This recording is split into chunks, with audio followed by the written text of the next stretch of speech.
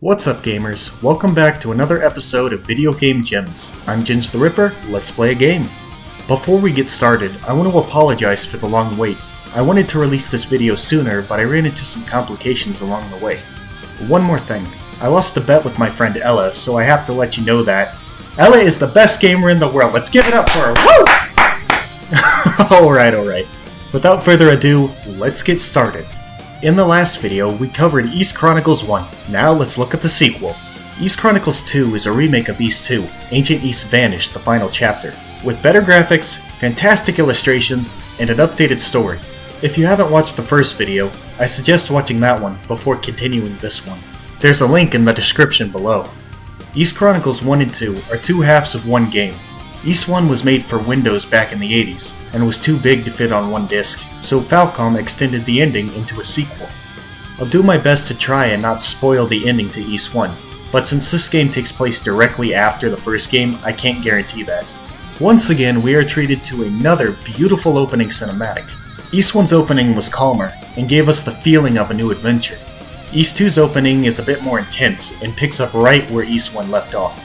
With all 6 books in Adol's possession, he is teleported out of Asteria and is ready to start the second half of his adventure.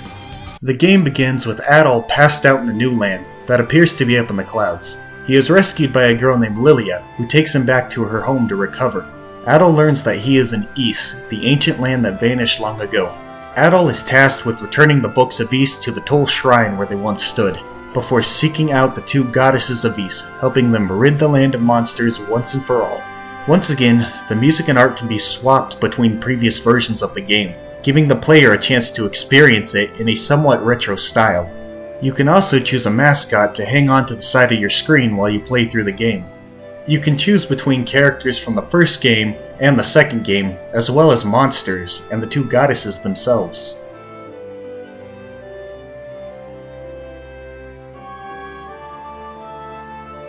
Just like Ys 1, Ys 2 features the bump system, but it works a little differently. Adol swings his sword now when he attacks. By attacking enemies diagonally, you can defeat them without taking damage. Ys 2 isn't just a continuation of the first game, it's also a sequel, which means the game has some new mechanics. Adol can now use magic by finding various different staffs throughout the game. A fun fact about the staffs is that, like the books, each one belonged to one of the 6 priests that helped govern Ys. Fire magic allows you to shoot fireballs at enemies and people, letting your destructive creativity rain on all those who stand in your way. You can also charge it up to throw bigger fireballs. Attacking NPCs is fun, but it does come at a small price, which we'll discuss later. Light magic allows you to find hidden things. Most of the time you'll be using it to find hidden doorways, but you will need to use it to find a hidden object later in the game. Return magic teleports you back to populated areas that you visited. Pretty useful since there are 6 different populated areas, each one separated by a dungeon. Alter magic turns Adol into a root, allowing him to communicate with monsters. This is one of my favorite things about the game. Just like other NPCs, each monster has their own name and something different to say. At least I assume so. Listen, nobody loves Ys more than me. Nobody. But even I didn't run around and talk to all of the enemies in this game. There are way too many.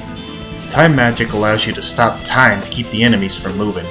And finally, shield magic protects you from all damage until you run out of magic.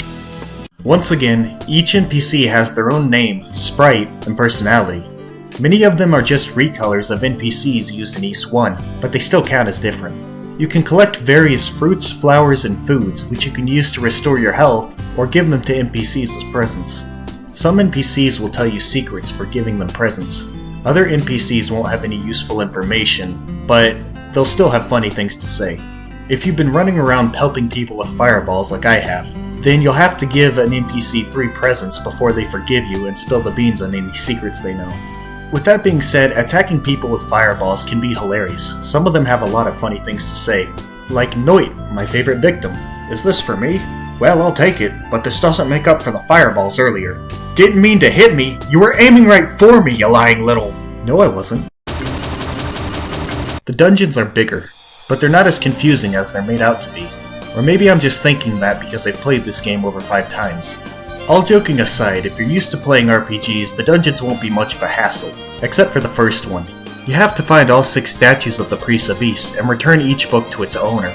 One of them is located outside the dungeon inside a guy's basement. It can be pretty confusing with a lot of pathways looking similar to others. Seriously, unless you are Ginge the Addicted Ripper, you're not going to remember right, left, right, left, right, left, left, left, right, left, center, right, left, left leads you to the boss from the entrance. Exploration is key to beating this game. Most of the items hidden inside dungeons are ones you're going to need to progress, and all the non-important items will help you greatly as you get further through the game, so it's important to check everywhere before leaving a dungeon. Most of the bosses in this game are pretty easy to fight. Most of them are weak to fire, so you can fight them at a distance. Some of them are a bit more difficult, like this boss. You have to wait for him to open his mouth and send out a giant worm thing, and shoot fire into his mouth while it's open. But with a little hard work and dedication, you'll take the bosses down. Ys 2 also had an anime, and has a cooler art style to match the aesthetic of the story. But it strays way too far from the original story. The people of Ys have never seen past the clouds, and don't know that there's an entire world under them. Ys has been taken over by beasts that lied to the people to get them to cooperate. In the first anime, Adol met all sorts of friends who he grew a relationship with over time. He traveled to multiple towns, visiting every part of the land. But this time, Adol is subjected to one village. Lilia has an important role in the anime that is completely different from her role in the game. There's also a huge continuity error. A character named Rhea owns a silver harmonica that is very important to the story, and there's an important reason why it's silver.